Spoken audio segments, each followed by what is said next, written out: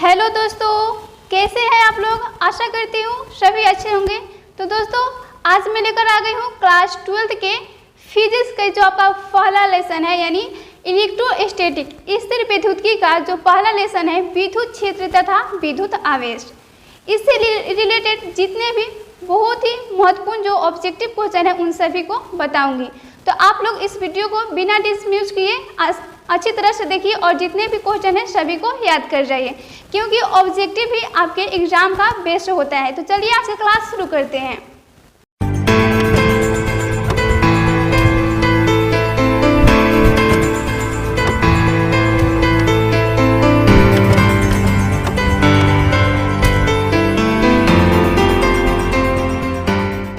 देखिए, पहला इसमें है विद्युत क्षेत्र तथा विद्युत आवेश। तो देखिए, पहला क्वेश्चन है, आवेश का बीमा होता है। आवेश जो होता है, आवेश उसका ऐसे मात्रक तो कूलाम होता है, लेकिन उसका बीमा क्या होता है। बीमा डायमेंशन जिसे कहा जाता है बीमा, तो उसका बीमा क्या होता है। तो इसका राइट आंसर होगा कि आवेश का बीमा होता है AT। आवेश का बीमा AT होता है। अगला प्रश्न है, एप्सिलॉन नट का मात्रक है। एप्सिलॉन नट को हम मुक्त आकाश का परावैद्युता बोला जाता है। तो इसका SI यूनिट क्या होता है एप्सिलॉन नट का। तो इसका राइट आंसर होगा option number B, Faraday per metre. Faraday per metre epsilon नट का मात्रक होता है। इसका एक अन्य मात्रक होता है न्यूटन मीटर पर कूलाम। अगला प्रश्न है, किसी दूरी पर अवस्थित दो आवेशित कण के बीच विद्युत बल है F है। किसी दूरी पर अवस्थित दो आवेशित कण है, तो उसके बीच का जो विद्युत बल है वह F है। यदि उनके बीच की दूरी आधी कर दी जाए तो विद्युत बल का मान होगा, उनके बीच की दूरी आधी अगर कर दी जाए तो विद्युत बल का मान कितना होगा। तो इसका राइट आंसर होगा ऑप्शन नंबर A, यानी 4F, यानी वह चौगुना हो जाएगा, 4F हो जाएगा। ऑप्शन नंबर A राइट होगा, 4F। अगला प्रश्न है, देखिए यह जो चित्र दिया है आपका, दिए गए चित्र में यदि आवेश Q पर कुल प्रभावी बल 0 है तो Q/Q का मान है, तो मान बताना है। यह चित्र देखकर देखिए ऑप्शन क्या दिया है, √2, फिर दिया है 2√2 और 1/2√2 और 1/√2। तो इसका राइट आंसर हो जाएगा आपका ऑप्शन नंबर बी, यानी 2√2। ऑप्शन नंबर बी राइट होगा। अगला प्रश्न है, जब किसी वस्तु को आवेशित किया जाता है तो उसका द्रव्यमान, जब किसी वस्तु को आवेशित अगर हम कर दें तो उसका द्रव्यमान घटेगा या बढ़ेगा या फिर अपरिवर्तित रहेगा। तो इसका राइट आंसर होगा द्रव्यमान घट भी सकता है और बढ़ भी सकता है, दोनों हो सकता है। ऑप्शन नंबर डी राइट होगा। अगला प्रश्न है, जब किसी वस्तु को आवेशित किया जाता है तो उसका द्रव्यमान, वही क्वेश्चन है फिर रिपीट हो गया है, तो इसका राइट आंसर डी होगा, घट या बढ़ सकता है। फिर देखिए अगला प्रश्न है, विद्युत शीतलता का SI मात्रक होता है। विद्युत शीतलता का SI मात्रक क्या होता है। विद्युत शीतलता को ही हम एप्सिलॉन नट जो होता है मुक्त आकाश का परावैद्युता, उसे ही हम बोलते हैं एप्सिलॉन नट को। तो इसका राइट आंसर होगा विद्युत शीतलता का SI यूनिट जो होता है पर न्यूटन पर मीटर का स्क्वायर कूलाम का स्क्वायर होता है। ऑप्शन नंबर ए राइट होगा कि पर न्यूटन पर मीटर का स्क्वायर और कूलाम होता है। ऑप्शन नंबर ए राइट होगा। अगला प्रश्न है, धातु के बने गोले A को धन आवेश दिया गया है तथा गोले A के बराबर द्रव्यमान के दूसरे धातु के गोले B को उतने ही परिमाण का ऋण आवेश दिया गया है जितना धन आवेश गोले A को दिया गया था। तो एक धातु का गोला A है तो उसे हम धन आवेश दिया गया है तथा गोले A के बराबर जो A के बराबर दिया जाता है, तो ठीक उसके बराबर B गोले को उतना ही ऋण आवेश दिया जाता है। तो धन आवेश जो गोला A है तो उसको दिया गया था, तो उसके बराबर B का कितना मान होगा, क्या होगा, बराबर होगा कि A का मान अधिक होगा कि B का मान अधिक होगा, ये पूछा जा रहा है। तो देखिए ऑप्शन दिए है, गोले A और B का द्रव्यमान अभी भी बराबर ही रहेगा। गोले A का द्रव्यमान बढ़ जाएगा, गोले B का द्रव्यमान घट जाएगा या फिर गोले B का द्रव्यमान बढ़ जाएगा। तो इसका राइट आंसर होगा जो आपका गोला B है जिसे ऋण आवेश दिया जाता है, तो उसका जो मास है द्रव्यमान वह बढ़ जाएगा। ऑप्शन नंबर डी राइट होगा, गोले B का द्रव्यमान बढ़ जाएगा। अगला प्रश्न है, विद्युत क्षेत्र E वेक्टर से लंबवत रखे विद्युत द्विध्रुव का आघूर्ण P वेक्टर है। इस स्थिति में द्विध्रुव की स्थितिज ऊर्जा शून्य मान लेने पर E वेक्टर और P वेक्टर के बीच थीटा कोण की स्थिति में द्विध्रुव की स्थितिज ऊर्जा होती है। विद्युत क्षेत्र ई वेक्टर है, विद्युत क्षेत्र को ई वेक्टर से सूचित किया जाता है। तो ई वेक्टर लंबवतः रखे विद्युत द्विध्रुव का आघूर्ण, विद्युत द्विध्रुव का आघूर्ण यानी किसे बोलते हैं, द्विध्रुव आघूर्ण क्या है, तो ये आप जान लीजिए कि विद्युत द्विध्रुव के एक आवेश का परिमाण और उसके बीच की दूरी के गुणनफल को द्विध्रुव आघूर्ण कहा जाता है, जिसे कि हम P से सूचित करते हैं और यह एक सदिश राशि है। तो द्विध्रुव आघूर्ण का जो दिया है B वेक्टर है। तो इस स्थिति में द्विध्रुव की जो स्थितिज ऊर्जा होगी वह शून्य मान लेते हैं, हम सपोज मान लेते हैं कि शून्य है। तो E वेक्टर और P वेक्टर के बीच जो थीटा कोण की स्थिति में द्विध्रुव की स्थितिज ऊर्जा पूछा जा रहा है कि क्या होगी। तो देखिए ऑप्शन क्या दिया है कि P vector into E vector और माइनस में दिया है P vector into E vector और P vector into E vector और फिर दिया है PE into 1 minus cos theta. तो इसका राइट आंसर होगा आपका ऑप्शन नंबर बी, यानी माइनस में होगा आपका P vector dot E vector. Option number B right होगा कि minus P vector dot E vector. अगला प्रश्न है कूलाम बल है, कूलाम बल को और किस नाम से जानते हैं हम कूलाम बल को। तो इसका राइट आंसर होगा कूलाम बल को हम केंद्रीय बल भी कहते हैं और विद्युत बल भी कहते हैं, यानी ऑप्शन नंबर सी राइट होगा कि ए और बी दोनों, ऑप्शन नंबर सी राइट होगा। अगला प्रश्न है यदि समरूप विद्युत क्षेत्र एक्स अक्ष की दिशा में विद्यमान है तो समविभव होगा। यदि समरूप विद्युत क्षेत्र जो है वह एक्स अक्ष की दिशा में वह प्रेजेंट है तो उसका जो समविभव होगा, यानी जिस तल पर विभव का मान समान होता है उसे हम समविभव कहते हैं। तो समविभव क्या होगा, तो इसका राइट आंसर होगा आपका ऑप्शन नंबर सी राइट हो जाएगा कि जो समविभव होगा वह वाई जेड तल की दिशा में होगा। ऑप्शन नंबर सी राइट होगा, वाई जेड तल की दिशा में होगा। अगला प्रश्न है विद्युत आवेश का क्वांटम ESU मात्रक में होता है। विद्युत आवेश का क्वांटम जो संख्या होता है तो ESU मात्रक में क्या होता है, उसका कितना मान होता है। तो इसका राइट आंसर होगा कि 4.78 इंटू 10⁻⁻10 होता है ESU। Option number A right होगा कि 4.78 इंटू 10⁻⁻10 ESU में होता है। ऑप्शन नंबर ए राइट होगा।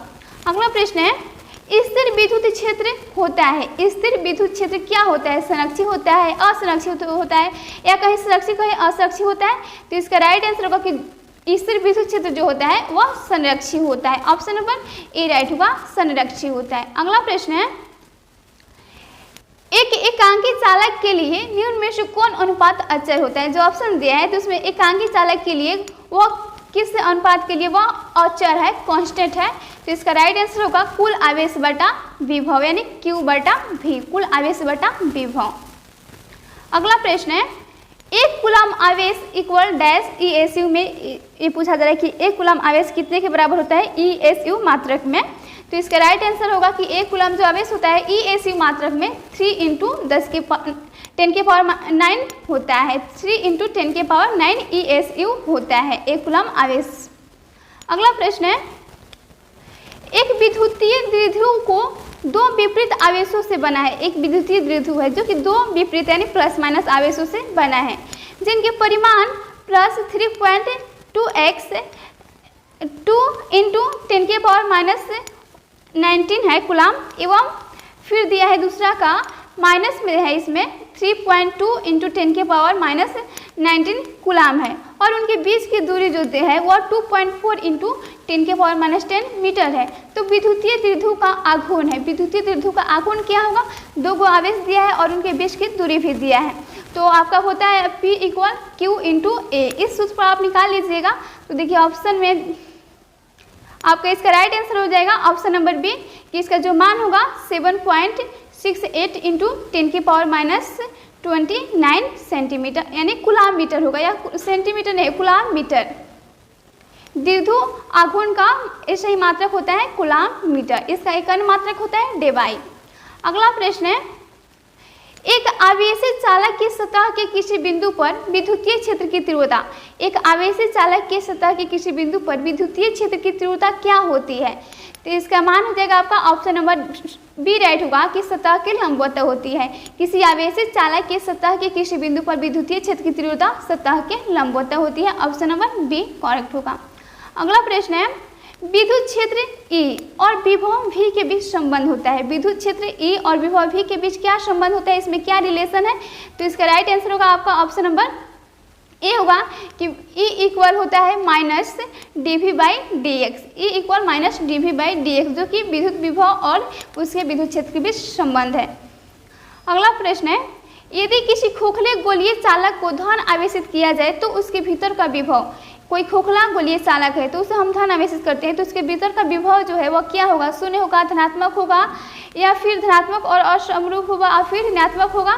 तो इसका राइट आंसर होगा कि वह धनात्मक होगा और समरूप होगा, धनात्मक होगा और समरूप यानी बराबर होगा वह।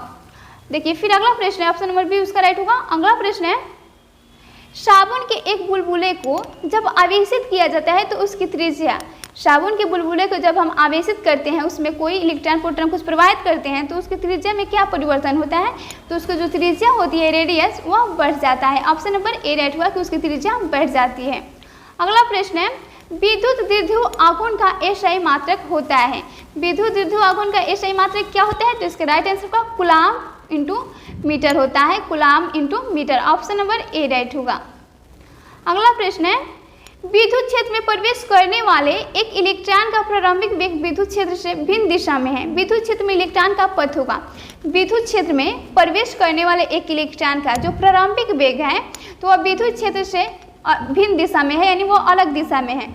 तो विद्युत क्षेत्र में इलेक्ट्रॉन का पथ यानी उसका जो रास्ता होगा तो वह क्या होगा, सरल रेखीय होगा, वृत्त यानी गोलाकार होगा, या दीर्घ बर्का सा गोलाकार होगा, या फिर परिवलय होगा।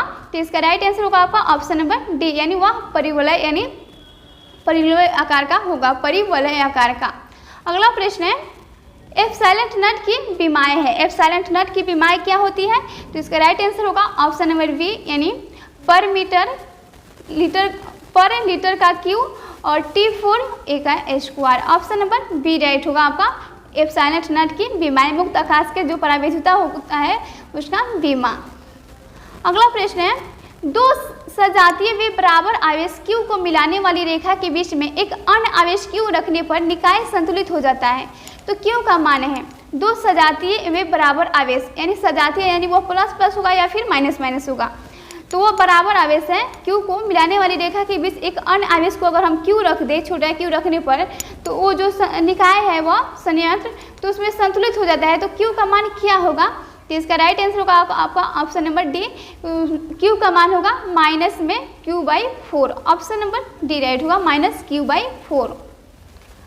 अगला प्रश्न है, एक स्थिर आवेश उत्पन्न करता है, एक स्थिर आवेश क्या उत्पन्न करता है, तो इसका राइट आंसर होगा एक स्थिर आवेश केवल विद्युत क्षेत्र उत्पन्न करता है। ऑप्शन नंबर ए राइट होगा।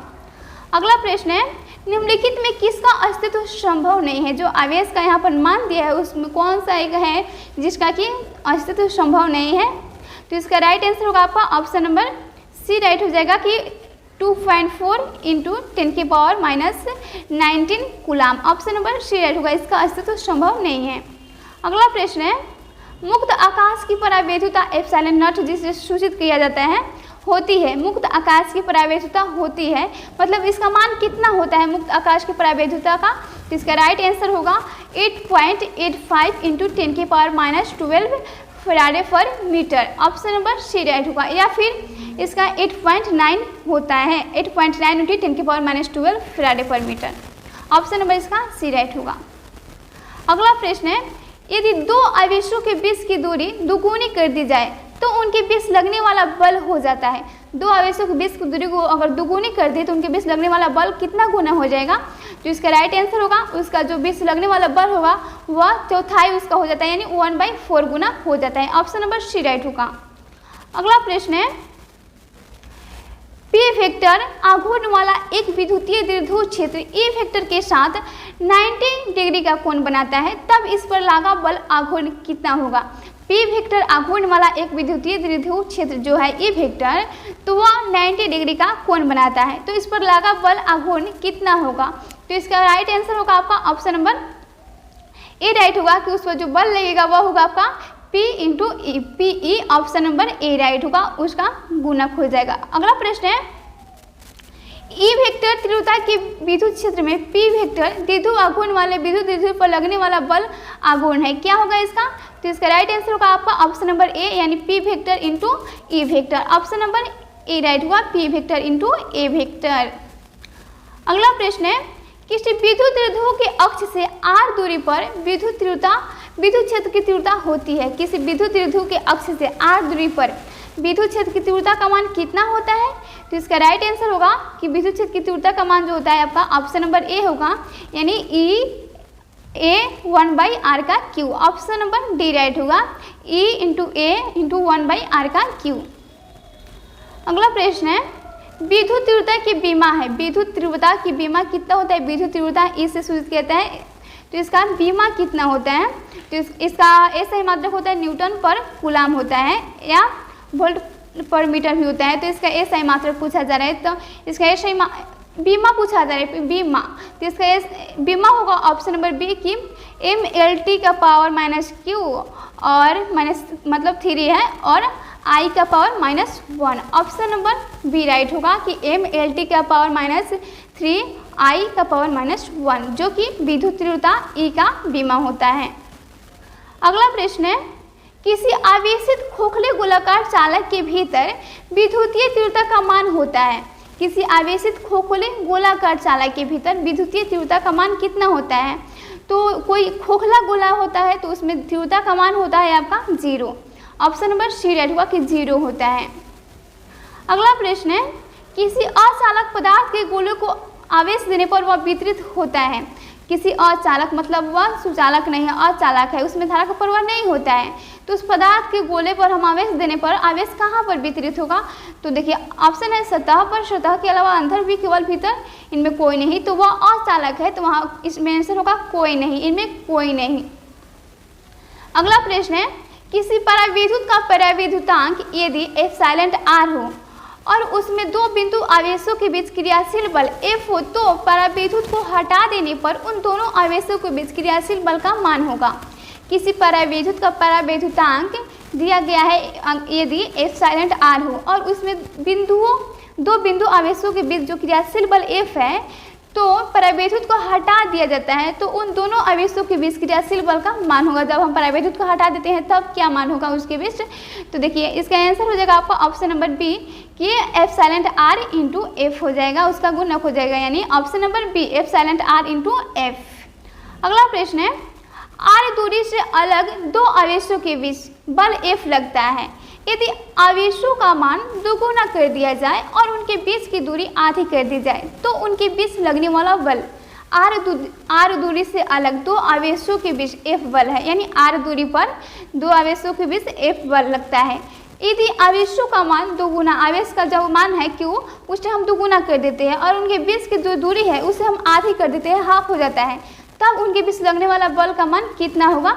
तो इसका राइट आंसर होगा कि 16F होगा, 16F। Option number C right होगा कि 16F।